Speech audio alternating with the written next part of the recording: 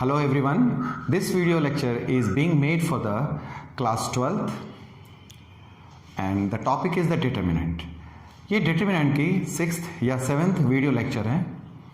कुछ लाइव क्लासें भी हुई हैं इस टॉपिक पर।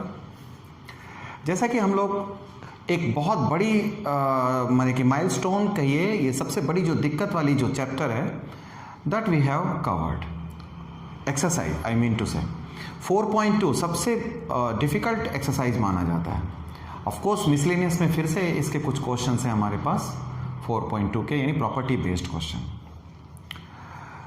4.1 और 4.2 बहुत हद तक मैट्रिक्स पर बेस्ड है, यानी आपने इस वीडियो को समझना है तो आपको मैट्रिक्स के बारे में थोड़ी बहुत जानकारी होनी चाहिए, देन आप 4.1 4.2 समझ पाएंगे। आज की जो लेक्चर है ये 4.3 पर है। जैसा कि आप देख रहे हो डिटरमिनेंट एक्सरसाइज 4.3 एक इजी एक्सरसाइज है, छोटा एक्सरसाइज है, शॉर्ट एक्सरसाइज है। इंटरेस्टिंग लगेगा आपको, बहुत अच्छा लगेगा, तो बने रहिए मेरे साथ। मैं हूं Ravi Reddy, the lecture of mathematics. बहुत बहुत स्वागत है आप सबका मेरे यूट्यूब चैनल पे। तो आइए क्लास शुरू करते हैं।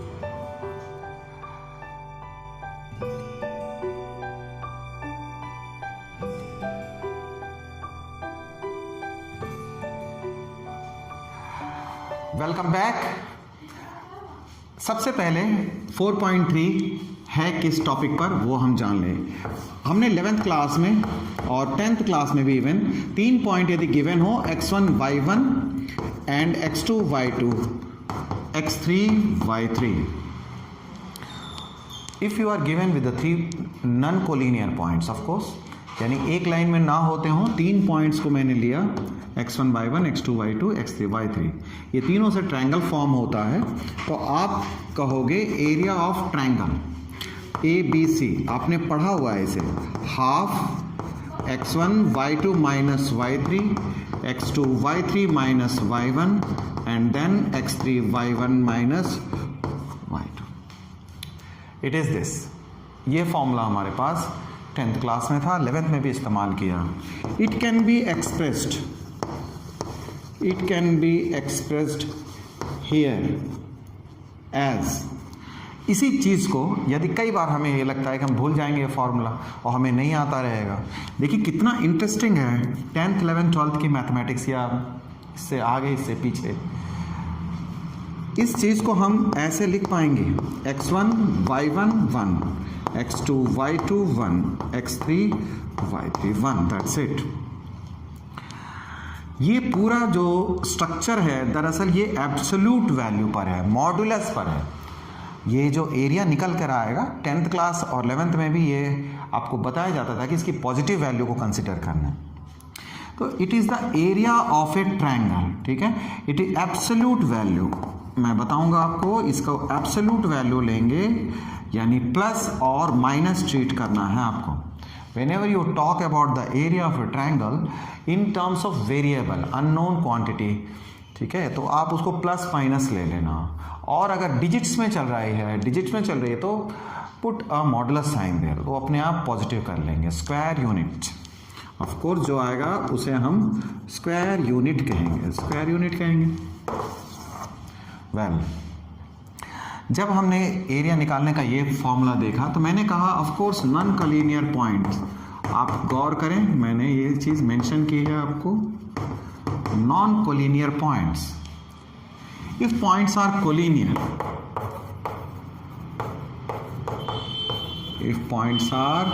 कोलिनियर, अगर पॉइंट्स कोलिनियर होंगे देन क्या होगा, एरिया 0 हो जाएगी, एरिया उसका 0 होगा। एरिया 0 होने का सेंस ये उठता है कि x1 y2 जो डेट है, यानी x1 y1 1 x2 y2 will be 0. It is that area इस डिटरमिनेंट का जो एरिया है दैट विल बी 0। ओके, अगर हमें 0 मिलता है, ये कॉन्सेप्ट है हमारे पास, ठीक। आगे हम प्रोसीड कर सकते हैं। इतनी ही जानकारी है इस टॉपिक में, इतनी जानकारी हमारे पास है। हम इतनी जानकारी से 2 नंबर के क्वेश्चन यहाँ इस टॉपिक के लिए बहुत इंपॉर्टेंट है, 1 नंबर में भी आ सकता है वैसे यहाँ से क्वेश्चंस। तो 4.3 के कुछ क्वेश्चंस हम लोग देख पाएंगे, बहुत आसान क्वेश्चन होते हैं। एक्सरसाइज 4.3 से आप अगर नोटिस करेंगे, क्वेश्चन नंबर 1 है हमारे पास। क्वेश्चन नंबर 1 का कोई एक पार्ट लेना है, तो मैंने थर्ड पार्ट ले लिया, -2 -3 and 3, 2 and then -1, -8। We have to get the area of this triangle. Question ज़्यादा बड़ी लंबी चौड़ी बात नहीं, एरिया निकालना है, यानी इन तीनों पॉइंट से जो एरिया बनता है that we have to find. तो एरिया का जो फॉर्मूला है वो हाफ है ना, एब्सोल्यूट वैल्यू यानी प्लस और माइनस लगा सकते हो या मैग्नीट्यूड लगाइए। Half x1 y1 1, x2 y2 1 and x3 y3 1। इस तरह से आपने इसे आगे बढ़ा दिया इस तरह से, है ना। अब देखिए ये जो पॉइंट्स हैं that x1 y1 x2 y2 x3 y3, तो हाफ x1 y1 -2 -3 1 और 3 2 1 है, -1 -8 1 आ गया। इसे हम आप सिंप्लीफाई कर देंगे। मतलब ये है कहने का, I mean to say that you have to get the positive value while you are solving. Suppose minus is coming, you have to ignore the minus and make it plus, as the area of any triangle cannot be negative. That should be the statement or that should be the reason or excuse you can say. तो half लेंगे बच्चे। अब इसे किस तरह से solve करना है, या तो आप समझोगे डायरेक्ट एक्सपेंशन कर दें, क्यों माथापच्ची करें हम, है ना। हम डायरेक्ट एक्सपेंशन कर सकते हैं, लेकिन डायरेक्ट एक्सपेंशन क्या, जब हमने प्रॉपर्टी सीखी इस एक्सरसाइज को ऑर्डर देखिए, अगर इसे डायरेक्ट एक्सपेंड करना होता तो 4.1 से कर सकते थे हम, 4.1 से नहीं करिए, 4.3 में पुटअप किया इसने, यानी प्रॉपर्टी अप्लाई करें तो बेहतर है, but it is not a compulsion. इस बात को अच्छा से समझ लें आप, ये कंपल्सन नहीं है, आप चाहें तो अप्लाई कर देना, नहीं तो बेटा आप डायरेक्ट एक्सपेंड कर सकते हो। लेकिन मैं तो प्रॉपर्टी अप्लाई करूंगा, R1 आप कॉलम में 1 1 1 है, R1 माइनस R2 और R2 become R2 minus R3। इस तरह से आपको जो एरिया है वो हाफ, जैसा कि आप देख रहे हो ये 3 को माइनस करेंगे इसमें तो माइनस का 5 मिलना है आपको, और इधर करेंगे ये भी माइनस का 5 है ना। वेल ये 0 मिला आपको। इस तरह से आप यहाँ इसको लेस करते हो तो इट बिकम्स 4 है ना, और ये बिकम्स 10। इस तरह से ये 0 आया आपके पास, और यहाँ -1 -8 एंड 1। नाउ अब हम एक्सपैंड कर देंगे, एक्सपैंडिंग C1 के अलॉन्ग एक्सपैंड करता हूँ तो क्या मिलेगा, हाफ है ना, हाफ मिलना है। हम दोनों 0 को इग्नोर कर दें, वैसे अगर बात करते हो प्लस माइनस आएगा। फिर यहाँ 1 का जो हमें जो सब डिटर्मिनेंट लेनी है, सब डिटर्मिनेंट का मीन्स 2/2 ऑर्डर का, हम 3/3 डिटर्मिनेंट को सॉल्व कर रहे हैं, तो जब हम एलिमेंट के साथ लेंगे तो 2/2 ऑर्डर का जो डिटर्मिनेंट है वो लेना है हमें। अब हम जल्दी करना सीख लें बेटे, 1 का जो डिटर्मिनेंट है उसको डायरेक्ट सॉल्व करेंगे। ये -50 आ गया, और ये मल्टीप्लाई प्लस का 20, देखना ये आना चाहिए, -50 एंड प्लस का 20 आता है। बहुत अच्छी बात है। तो ये इस तरह से हाफ और 50 में से ये माइनस का 30, देख रहे हो आप, ये नेगेटिव वैल्यू है, तो हम मॉडुलस का साइन अब लगा सकते हैं, कोई दिक्कत नहीं। ये 15 स्क्वायर यूनिट आ गया, दिस इज द एरिया। इस तरह से हमने एक आसान क्वेश्चन किया, बहुत इजी था, कर लिया हमने। क्वेश्चन नंबर 2, ठीक है। क्वेश्चन नंबर 2 में कहता है क्या है, ए, मैं आपको यहाँ पर समझा देता हूँ, आप मीडिया में दिखा सकता हूँ, बहुत छोटे से क्वेश्चन है ये, तो आप यहीं देख लीजिए। C A + B, यहाँ C के बाद A + B आर कोलिनियर, ये हमें दिखाना, we have to prove this, है ना, ये प्रूव करना है। तो प्रूव करना है तो बहुत सिंपल, आपको प्रूव करने के लिए क्या होता है, इफ पॉइंट्स आर कोलिनियर, अगर पॉइंट्स कोलिनियर हैं बेटे तो आपका डिटर्मिनेंट का आंसर जो है वो 0 आना चाहिए। क्लियर, तो 0 ट्राई करेंगे हम 0 के लिए फॉर कोलिनियर पॉइंट्स, या फिर फिलहाल तो आप ये निकाल दो, है ना, x1 y1 1, x2 y2 1, x3 y3 1। Okay, मैं यही लिखता हूँ, आप देखिए यहाँ a लिखा, b + c 1 आ गया, b c + a 1, c a + b 1 है। यहाँ तो आप एक बार को डायरेक्ट एक्सपेंशन कर लेते, ओके, यहाँ तो आप एक बार को डायरेक्ट एक्सपेंशन कर लेते तो आपको समझ में भी आ जाता, बन भी जाता आपका। यहाँ डायरेक्ट एक्सपेंशन करोगे काफ़ी डिफ़िकल्ट हो जाएंगे टर्म्स। बेटे एक बात को अच्छी तरह से समझ लें आप सभी, बात डिफ़िकल्टी की नहीं है, ये बात डिफ़िकल्टी की नहीं आती, बात है मेथड की, बात है कॉन्सेप्ट की, बात है आपके भागने की, है ना। बच्चे यहाँ से स्किप करते हैं, ठीक है, स्किप करते सोचते हैं कि अरे कौन लगाएगा दिमाग। आप तो दिमाग मत लगाओ, आंसर आ जाएगा, बट बेटा मार्क्स नहीं मिलते हैं। मार्क्स तो आप अवॉइड मत करो, जो कॉन्सेप्ट डिमांड कर रहा है, जो टॉपिक का जो डेप्थ है आप उसको समझे हो या नहीं, ये टीचर हमेशा इस बात को जानना चाहता है ना। इसलिए आप जब ज़रूरत हो तो उसे बताइए, यू डिज़र्विंग स्टूडेंट, सो आपको आता है ये चीज़ करना। तो चलिए इसको आगे प्रोसीड करता हूँ। आप एक्सपैंड करके रिस्क लेने वाली बात है ना।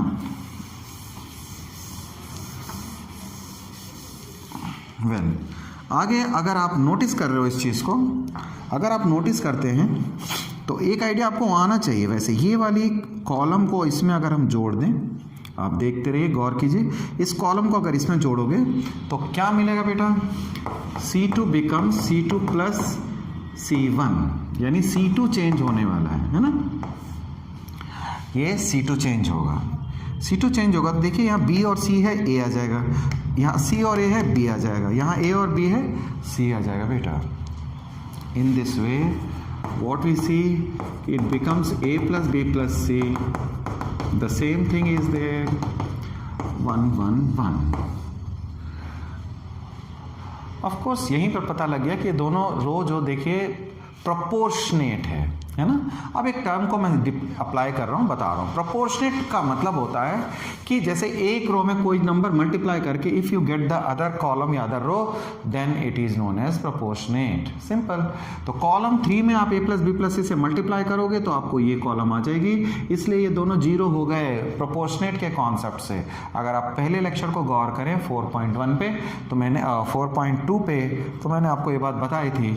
अगर ये कॉन्सेप्ट नहीं आ रहा बेटा तो कॉमन ले लीजिए, A plus B plus C, आप उसको बताओ कॉमन फ्रॉम C2 से कॉमन लिया आपने, तो ये A plus B plus C बाहर आया, ये A B C आ गया, ये 1 1 1 हो गया ना। अब जैसे अब आने के बाद तो आपको दिख रहा है ये, तो column 2 and column 3 are same. आप प्रोपोर्शन की तो कोई बात नहीं है, अब तो कॉलम 2 कॉलम 3 सेम हो गए, तो ये तो आंसर इसका 0 हो जाएगा, है ना। सिंस कॉलम 2 कॉलम 3 आर 0, यानी डेल की वैल्यू 0 इंप्लाई करता है ये गिवन पॉइंट्स आर कोलिनियर। अब आप बोल सकते हो कि ये पॉइंट्स जो हैं वो बेटे कोलिनियर हो गए, है ना। इस तरह से हमने ये सेकंड क्वेश्चन को सॉल्व कर दिया। क्वेश्चन नंबर 2 था, अच्छा क्वेश्चन था ये, है ना। क्वेश्चन नंबर 3 एक क्वेश्चन है, बहुत आसान है।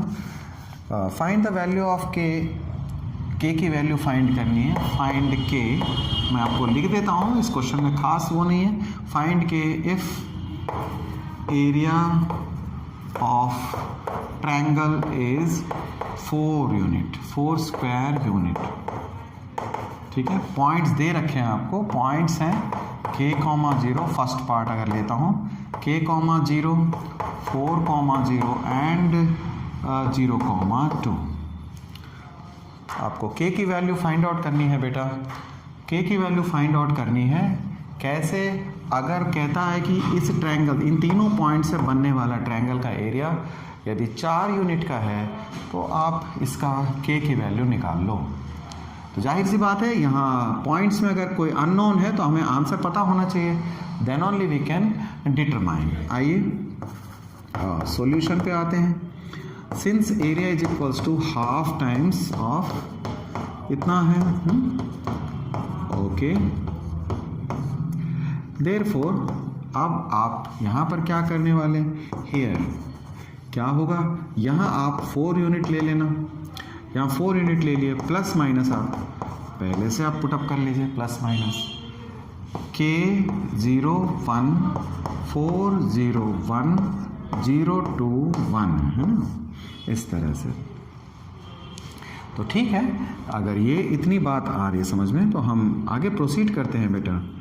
प्रोसीड कैसे? अब हमें k की वैल्यू निकालनी है। We have to find the value of k। आ जाएगा।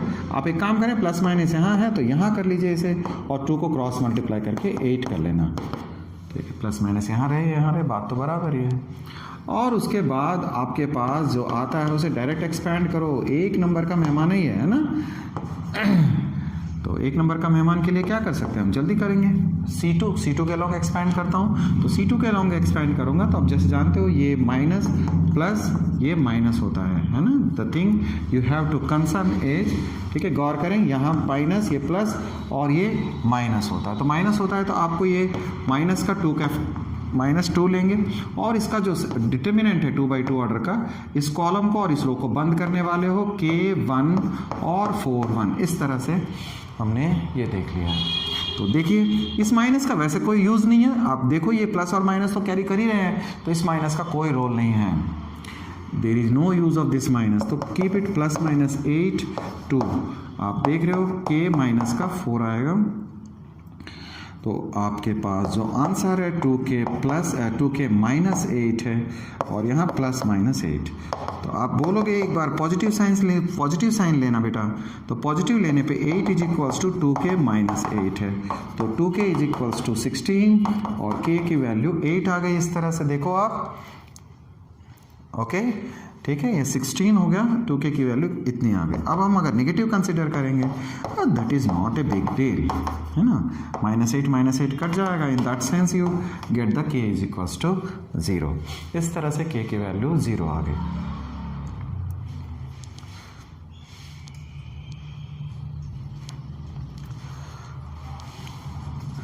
अगर ये K की वैल्यू 0 आई है, आइए एक बहुत अच्छा क्वेश्चन, नेक्स्ट क्वेश्चन है ना, बहुत इजी टॉपिक है, आप इसे फॉलो कीजिए मेरे साथ।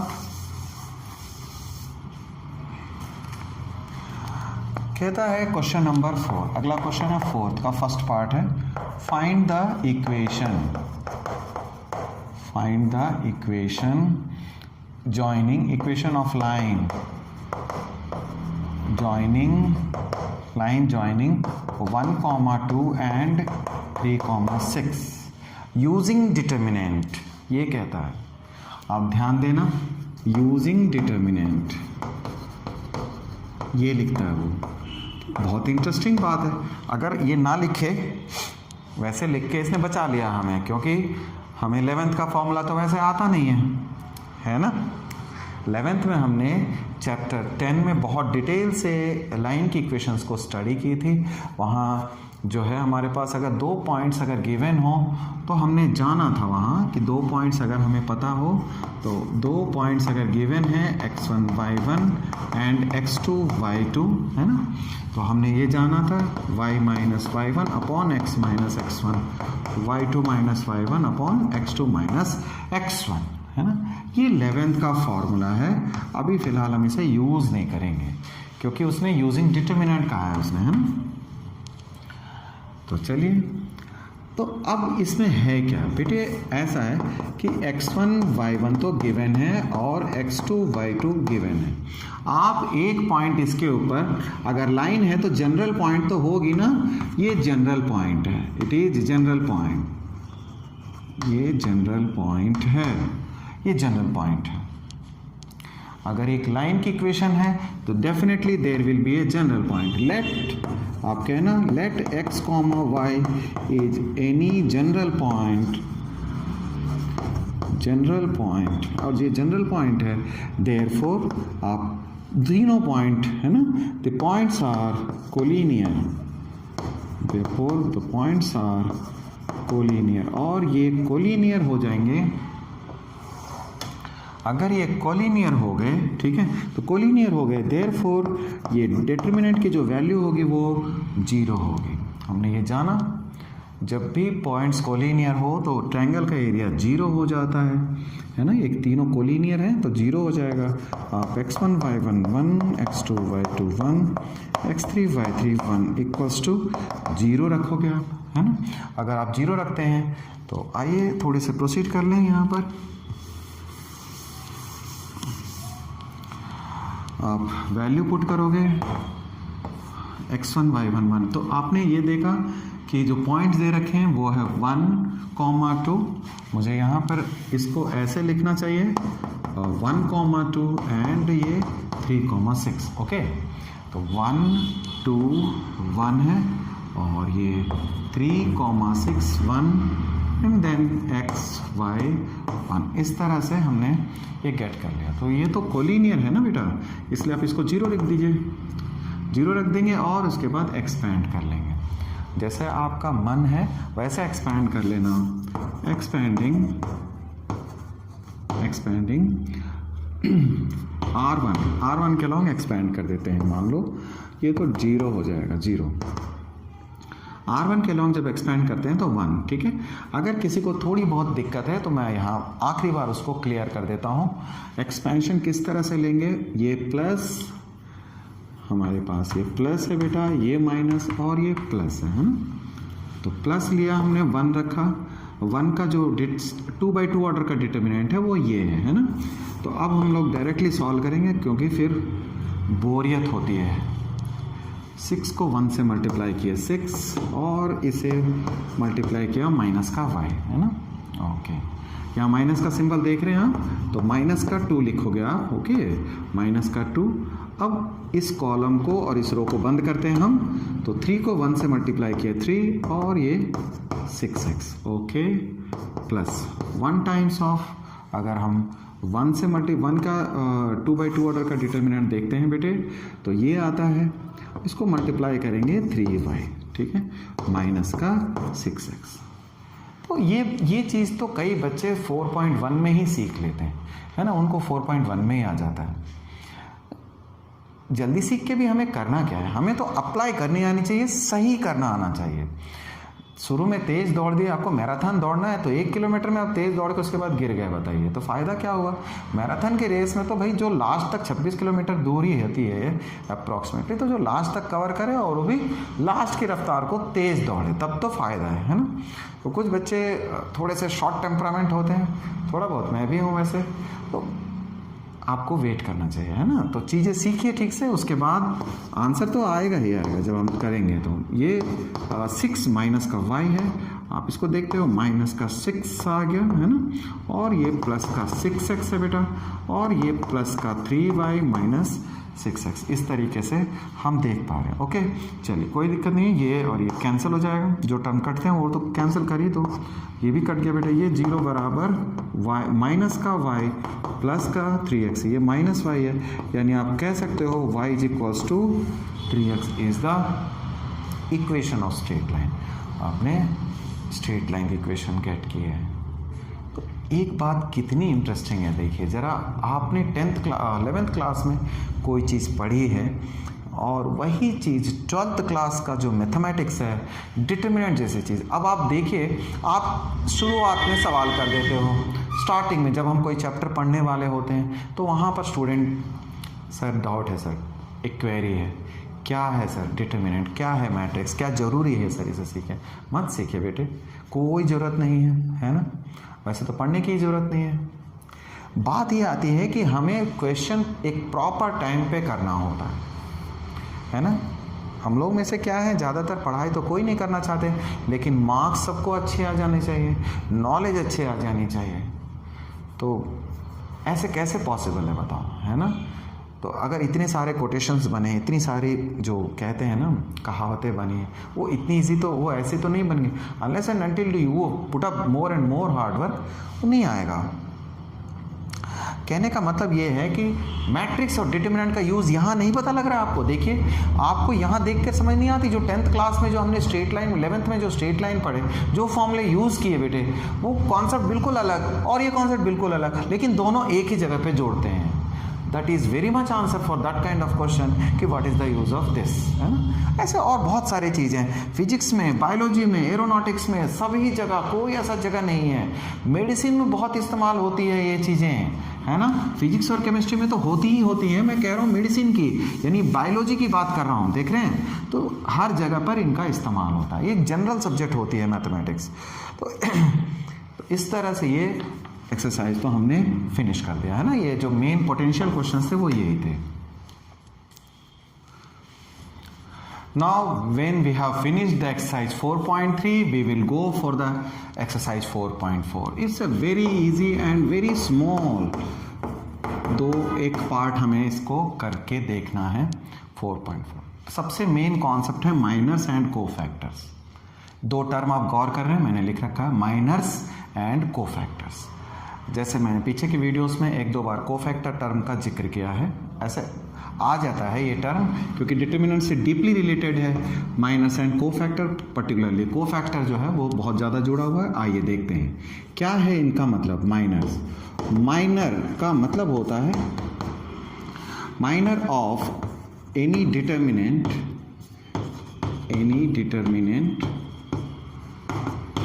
is obtained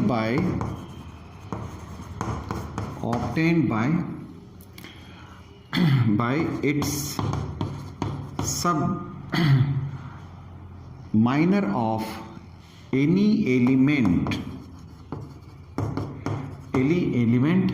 in given indeterminate is obtained by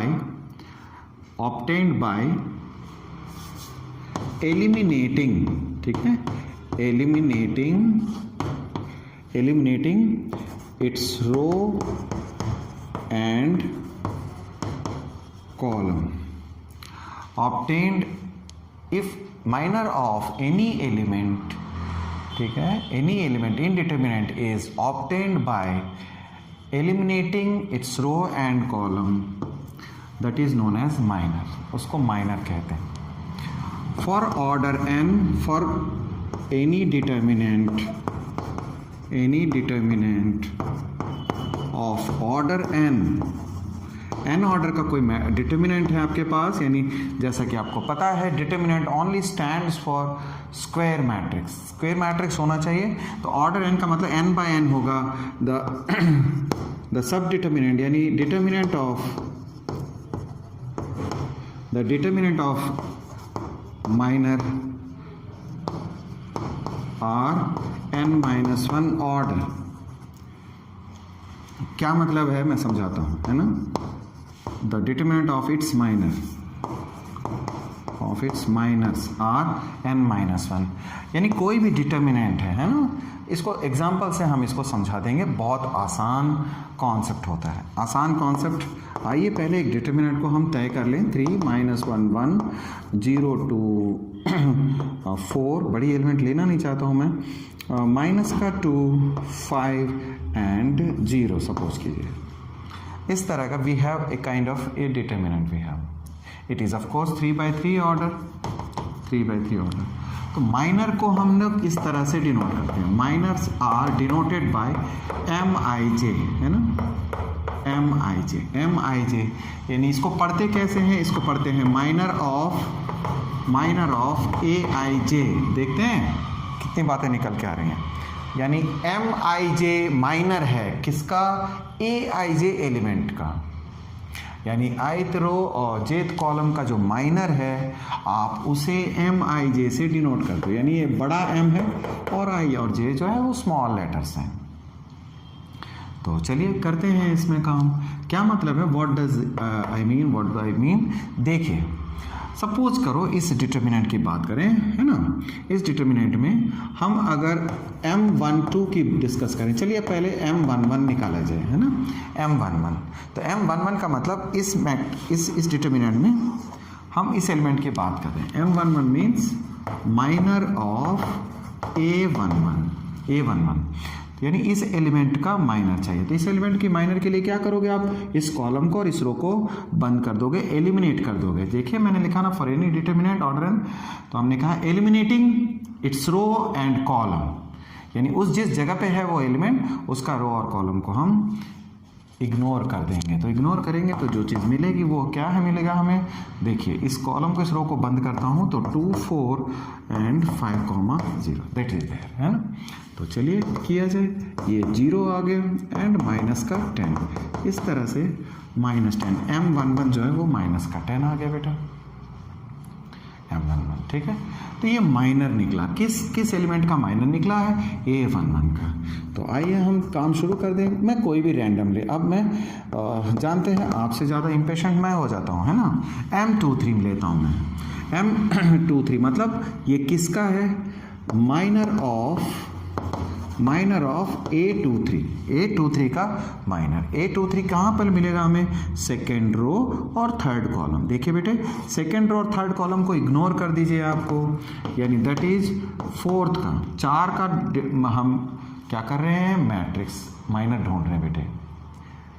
सारा कुछ डिटर्मिनेंट में डिस्कस कर रहे हैं हम लोग, अंडरस्टैंड। ये मैट्रिक्स नहीं है, तो 4 का हम देखना है, तो हमें 3 -1 और -2 5 से हम सॉल्व करेंगे। 3 -1 और -2 5 से, तो इसका आंसर आ जाएगा 15 एंड -2। ये आप 13 देख रहे हो, ओके। इस तरह से माइनर मैंने M23 निकाला, यानी इसका मतलब ये हो गया कि हर एलिमेंट का माइनर हो सकता है, every element have a minor. तो M मैं निकालता हूँ 2 1 का माइनर, मान लीजिए, है ना। 2 1 कहाँ पर है, सेकेंड रो फर्स्ट कॉलम, इसका माइनर चाहता हूँ मैं। तो इसका माइनर का मतलब हो गया -1 1 एंड 5 0, ओके। 0 -1 1 5 0। तो इससे हमने सॉल्व कर लिया, ये 0 आ गया, ये माइनस का 5 कम्स एज -5। तो ये हमने डिस्कस कर लिया माइनर के बारे में बेटा, है ना। We have covered the minor, now we will go for the cofactor. बहुत ही छोटा सा टॉपिक है। कोफैक्टर और माइनर में सीधा सीधा रिलेशन होता है, ठीक है। कोफैक्टर को डिनोट करते हैं CIJ से, ठीक है, CIJ से डिनोट करते हैं, CIJ denotes the cofactor of. मैं यहाँ पर लिखूँ CIJ, ये क्या है, cofactor of AIJ। Minor and cofactor almost synonyms है, एक मैटर का फर्क है, वो क्या है बता रहा हूँ। माइनर एंड कोफैक्टर अलग अलग टीचर यहाँ अलग तरीके से बताते हैं, है ना। बहुत इजी है, बहुत फंडिया की जरूरत नहीं है, लेकिन जो एक्चुअल है, ठीक है, बुक में M लिखा रहता है, कहीं पर A लिखा रहता है कैपिटल में, मैं थ्रू आउट क्लास में C लिखा करूँगा, है ना। ये C से आदत बन चुकी है, तो C कोफैक्टर को डिनोट करता है, आसान भी है इसलिए C लिख दूंगा। कोफैक्टर को कैसे हासिल करते हैं, CIJ जो है वो -1 की पावर में I + J रखेंगे, MIJ, ऐसे। ये एक्सप्रेशन है, आपको देखने में अजीब सा लग रहा है बट बहुत आसान है। क्या मतलब है वो देखिए, हम इसी डिटर्मिनेंट के अंदर इन्हीं एलिमेंट्स के हम लोग कोफैक्टर निकालते हैं। कोफैक्टर का मतलब ये हुआ C11 का मतलब है कोफैक्टर ऑफ, ठीक है, कोफैक्टर ऑफ 3 का कोफैक्टर, 3 का कोफैक्टर लेने वाले। तो 3 का कोफैक्टर लेंगे, तो 3 का जो कोफैक्टर होगा वो आप देखिए, उसमें क्या कहा, -1 की पावर लो, और जो ये सबस्क्रिप्ट है, सबस्क्रिप्ट देख रहे हैं, फर्स्ट रो फर्स्ट कॉलम, तो रो और कॉलम की संख्या ऊपर जोड़ लेनी है, और जो माइनर आया, जो माइनर की वैल्यू कितनी है, ये -10 है ना। तो -10 है, तो -1 की पावर 2 वो प्लस हो जाएगी, और ये -10 ही रह गया। माइनर हमने निकाल लिया बेटा, है ना। आइए C23 की डिस्कस कर लें। C23 है ना, C23 का मतलब क्या हुआ, आप कहोगे -1 की पावर 2 + 3 और M23, यही तो है फॉर्मूला। तो इस फॉर्मूले के मुताबिक -2 + 3 का माइनस की पावर 5 है, यानी माइनस आ जाएगा। M23 की वैल्यू 13 है, इस तरह से ये 13 आ गए। अगर हम देखते हैं C21 की बेटे, C21 की बात करें, तो C21 में -1 की पावर 2 + 1 और ये -5 है। तो आप देखते हो यहाँ से एक -1 आ रहा है, एक -5 मिल करके फाइन हो गया, मतलब 5 हो गया। क्या सीखा आपने, एक खास बात नहीं देखते, यानी डिजिट तो सेम ही रहेगी, absolute will be the same, absolute value of minor and cofactors are same. दोनों का माइनर का और कोफैक्टर की वैल्यू सेम रहते हैं, एब्सोल्यूट वैल्यू। चेंज कहाँ आया, चेंज आया साइन में। आप देखते हैं ये जो ऑड पोजीशन है, यानी 2 और 3 जब कहते हैं, 1 और 2 कहते हैं, यानी ऑड प्लेसेस, यानी इनका सम जब ऑड होता है ना, तो इनका सम जब ऑड होगा तो साइन चेंज हो जाएगा।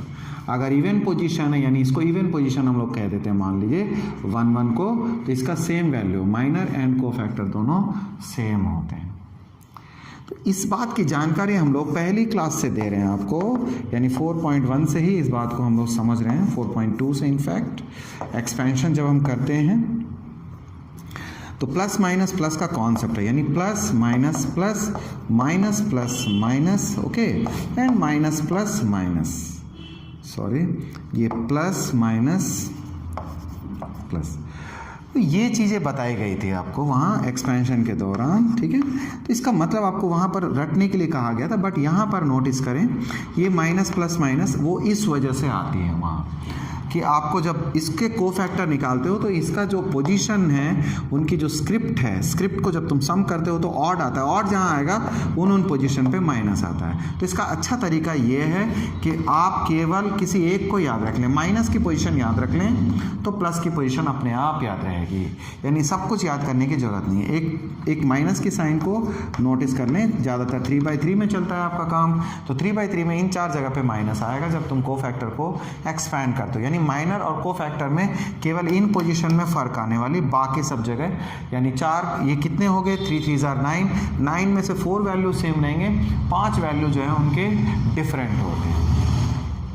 इसके साथ एक लास्ट प्रॉपर्टी है हमारे पास, है ना, इसी एक्सरसाइज की एक लास्ट प्रॉपर्टी है, अगर हम उसे नोटिस करें बेटे,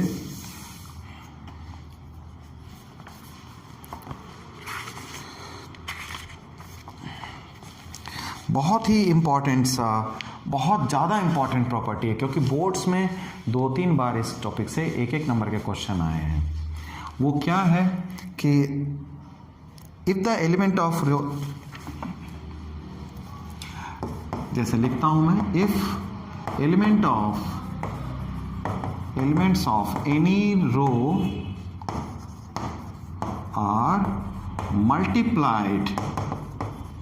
multiplied by the cofactor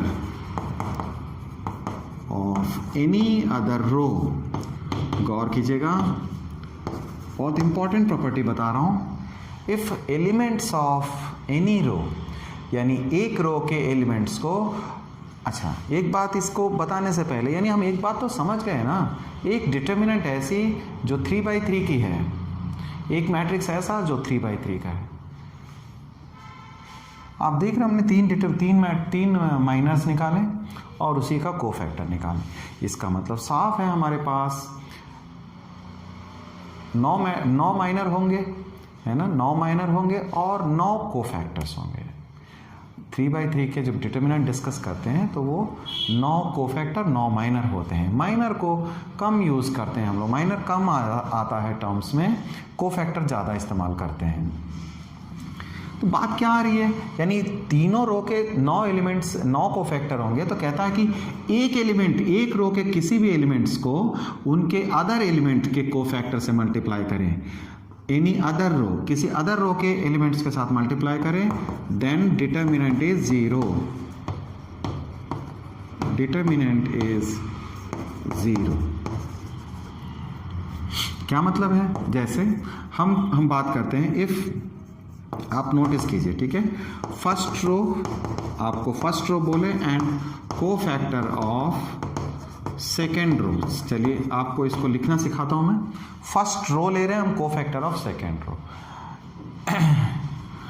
elements of first row, of course elements of first row and cofactor of second row, है ना। तो फर्स्ट रो के एलिमेंट्स में आप जानते हो वो A11 बोलते हैं हम, और A12, और बेटा ये A13 है ना, A13, इस तरह से हमारे पास ये फर्स्ट रो के एलिमेंट्स हैं। और फर्स्ट रो के एलिमेंट को आमतौर पे जब तुम इसको सॉल्व करते हो तो यानी डिटर्मिनेंट की जो वैल्यू निकालनी है, डिटर्मिनेंट की वैल्यू निकालनी है, तो आप पहले गौर कीजिए मैं क्या लिख रहा हूँ, है ना, A11 C11 A13 C13, ये डिटर्मिनेंट की वैल्यू होती है। मुझे यहाँ बताना था, वैसे आप ये काम पहले से करते आए हैं, हम लोग 4.1 से हम कर रहे हैं, बट वहाँ कोफैक्टर का नाम नहीं दिया हमने।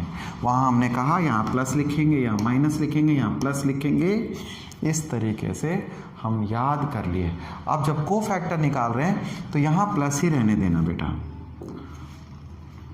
क्योंकि C12 जब आएगा, C12 जब आता है तो अपने साथ वो एक माइनस टर्म को लेके आएगा, तो वो माइनस यहाँ क्रिएट हो जाएगी। तो ये डिटर्मिनेंट को सॉल्व करने का तरीका है कोफैक्टर्स के द्वारा। और इंटरेस्टिंग, या इवन 4.1 में बताया था मैंने, हम किसी भी रो के एलिमेंट को किसी भी रो के एलिमेंट से या किसी भी कॉलम के एलिमेंट से हम एक्सपेंशन करेंगे तो सेम आंसर आएगा। यानी कि आप फिर से देखिए, ये दोनों नोट में समझा रहा हूँ क्योंकि टॉपिक कुछ और है। यानी अगर मैं कहता हूँ A12, ठीक है, C12 first row second column, sorry मुझे लेना है second row first column, A21 C21, A22 C22, देखते हैं A23 C23। ये क्या है बेटा? ये है एक्सपेंशन अलोंग, इसको कहूँगा मैं, इसको कहूँगा एक्सपेंशन R1 के अलोंग एक्सपैंड किया तुमने, और इसे किया expand along R2, second row को तुमने एक्सपैंड किया। तो किसी भी रो के अलोंग एक्सपैंड करेंगे तो आंसर आ जाएगा एक्सपैंड R3 के अलोंग एक्सपैंड करते हैं। तो सबसे बड़ी बात क्या है कि अभी क्यों मैं आपको इतना लपेट रहा हूँ इस टॉपिक में, छोटी सी बात है, ये स्क्रिप्ट लिखना आसान नहीं है बच्चों के लिए। स्क्रिप्ट नहीं लिख पाते हैं, क्वेश्चन तो आप कर देते हो, ठीक है, आपको स्क्रिप्ट लिखना आना चाहिए।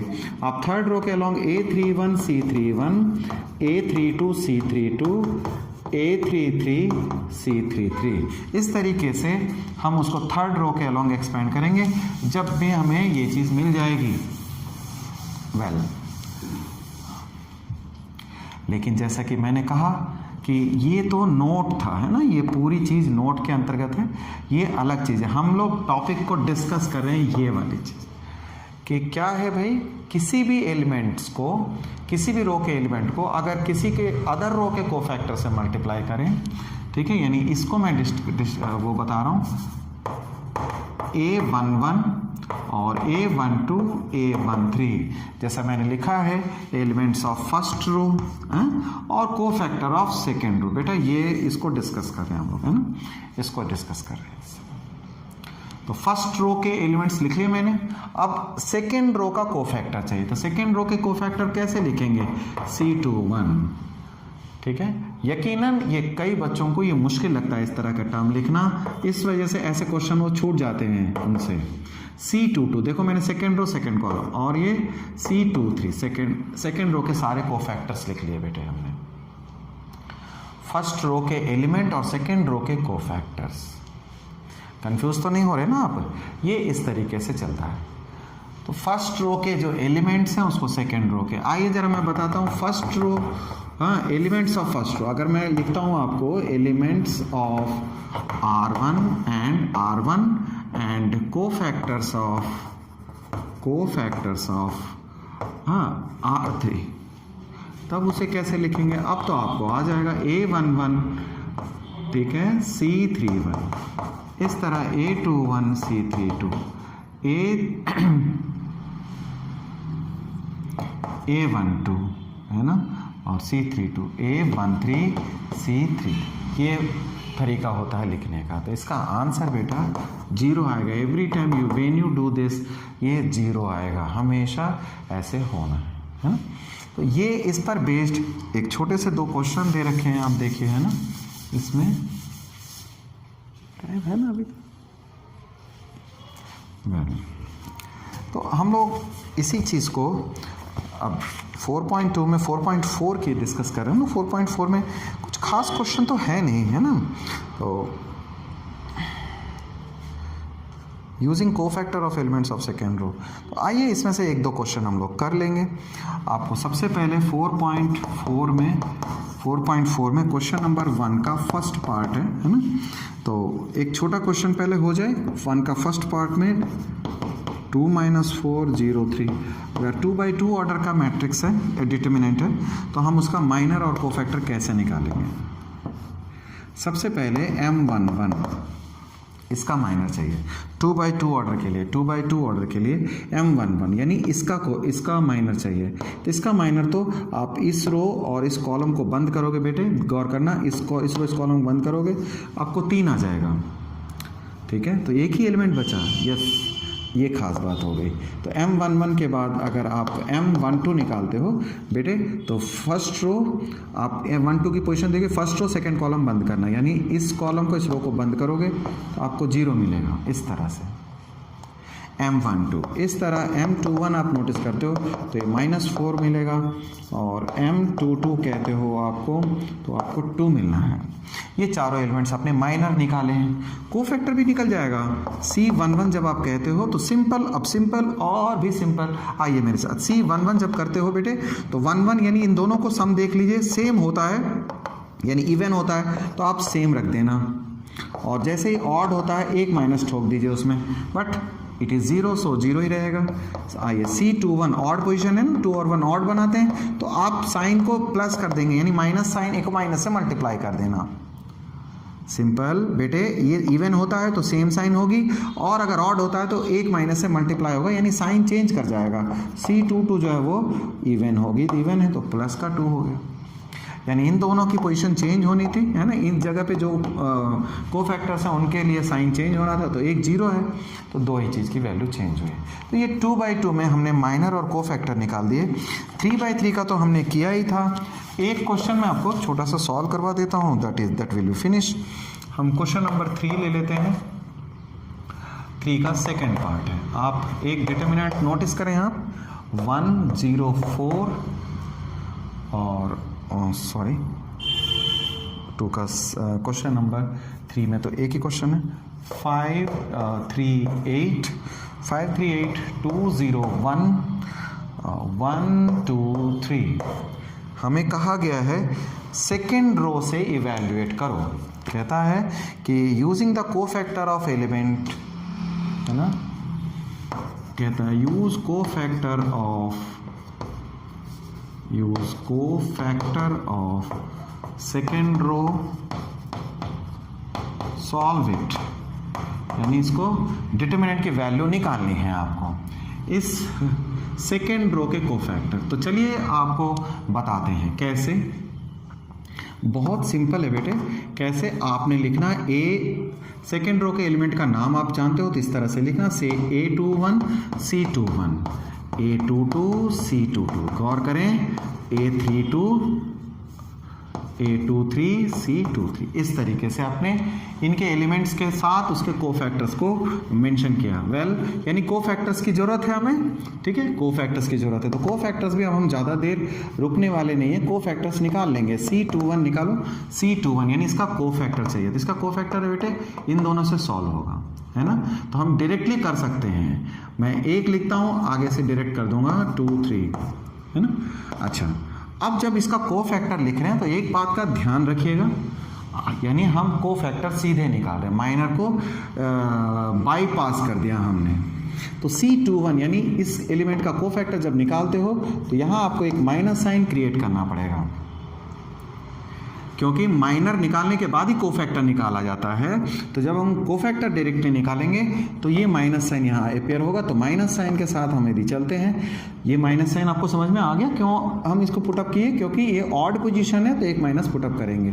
ये 9 माइनस का 16, इस तरह से। चलिए अभी तो हम जल्दबाजी ना ही करें, 9, ये 7 आ गया प्लस का, C21 C22 आ जाते हैं, C22 यानी सेकेंड रो में ये वाली एलिमेंट 0 का कोफैक्टर जब तुम कहते हो तो ये इवन पोजीशन है, पहले प्लस मारो यहाँ, है ना। तो आप देखिए इस रो को और इस कॉलम को इग्नोर करोगे तो you will get here 5 8 and 1 3। ये प्लस क्यों आया बेटा, क्योंकि ये 2 2 इवन बनता है, इसलिए यहाँ पर हमने कोई साइन चेंज नहीं करेंगे, जो आएगा वही ले लेंगे। तो 5 3 15 है, -8 कम्स एज 7। C23 को जब हम सॉल्व करेंगे तो माइनस लिखना है आपने, तो माइनस लिख दिया। इसका एलिमेंट है, इसका कोफैक्टर है, यानी 1 का कोफैक्टर के लिए हमने लिखना है ये 5 3 और 1 2। Okay nice. तो आइए इसको सॉल्व कर लिया जाए। -10 10 माइनस का 3 कम्स एज माइनस का 7। तो हम वहाँ जल्दबाजी दिखा रहे थे जहाँ ज़रूरत नहीं है। अब यहाँ आप जितनी जल्दबाजी दिखा सको उतना अच्छा है, क्योंकि ये टॉपिक आप देख चुके हो बहुत अच्छी तरह से। हमने कोफैक्टर्स तो निकाल लिए। कोफैक्टर्स निकालने के बाद अब हम लोग इसको सॉल्व कर देंगे बेटा। इसको सॉल्व करने के लिए ज़्यादा कुछ नहीं, हमें थोड़ा सा स्पेस चाहिए। थोड़ा सा स्पेस कैसा, डिटर्मिनेंट वैल्यू पुटअप कीजिए, है ना। A21 यानी ये 2 लिया हमने। चलो एक बार दोबारा लिख देता हूँ, A21 C21 A23 C23। Good. तो A21 मेरा 2 है और उसकी कोफैक्टर की वैल्यू क्या देखा हमने, कोफैक्टर की वैल्यू 7 रख दिए बेटे, प्लस।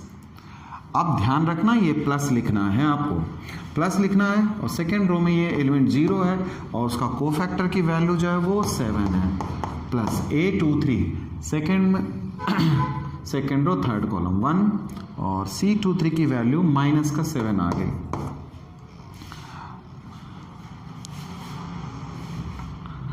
It is -7। तब हम क्या देख रहे हैं बेटे, ये 14, this is 0 and this is -7, 7। ये इस तरीके से हमने डिटर्मिनेंट को सेकेंड रो के अलोंग एक्सपेंशन किया।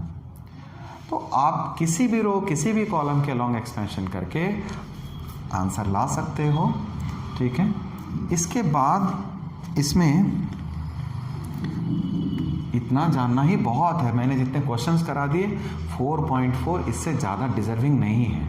लेकिन ये जो प्रॉपर्टी मैंने बताई आपको, है ना, ये जो प्रॉपर्टी बताई है, ये जो कॉन्सेप्ट है, इस पर बेस्ड एक क्वेश्चन है, वो आप देख लेना, बहुत आसान है। 5th नंबर ऑब्जेक्टिव टाइप का क्वेश्चन है, तो इसी प्रॉपर्टी पर बेस्ड है। 1 नंबर के क्वेश्चन के लिए कई बार आता है शॉर्ट आंसर में, तो ऐसे क्वेश्चन के बहुत चांसेस हैं। तो हम लोग 4.3 4.4 काफ़ी किफ़ायती क्लास हुई है, क्योंकि 2 एक्सरसाइज हमने एक क्लास और वो भी छोटी क्लास इनफैक्ट फिनिश कर रहे हैं इसको। तो आप प्रैक्टिस कीजिए, आपको बहुत अच्छा लगेगा। जैसे आप सीक्वेंस वाइज जब पढ़ाई करते हो एक के बाद एक, ठीक है, और उस टॉपिक को साथ के साथ टालिए मत, डोंट पोस्टपोन योर प्रिपरेशन। साथ के साथ पढ़ेंगे तो उसका मतलब भी, अब तो लॉकडाउन का टाइम है, ये वैसे भी हमारे पास कोई और काम नहीं है, घर पे ही रहना है, तो इतनी तो पढ़ाई हम बहुत पढ़ाई कर सकते हैं। Of course you have another classes also, yet you have enough time to make a good preparation, ठीक है। तो बने रहिए आप लोग मेरे साथ, अगले वीडियोस के लिए प्रैक्टिस करो। मिलते हैं नेक्स्ट वीडियो में, टिल देन बाय।